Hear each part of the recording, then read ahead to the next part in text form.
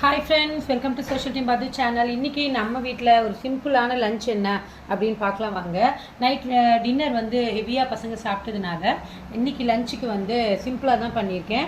பசங்க கேட்ட சூப்பரான தயிர் சாதம். தயிர் சாதம் ஒரு லஞ்சான்னு கேட்காதீங்க. தயிர் சாதம் மேக்கிங் தான் இருக்கிறதுலே ரொம்ப சூப்பரான விஷயம். அது எப்படி தயிர் சாதம் வந்து லஞ்ச் கட்டலான்றதை நான் உங்களுக்கு ஒரு ஷார்ட்ஸ் போடுறேன். தயிர் சாதம், அதுக்கு தொட்டுக்க சூப்பரான ஒரு தேங்காய் தொகையல். இந்த காம்பினேஷன் அடிச்சுக்க ஆளே கிடையாதுங்க, அப்படி இருக்கும்.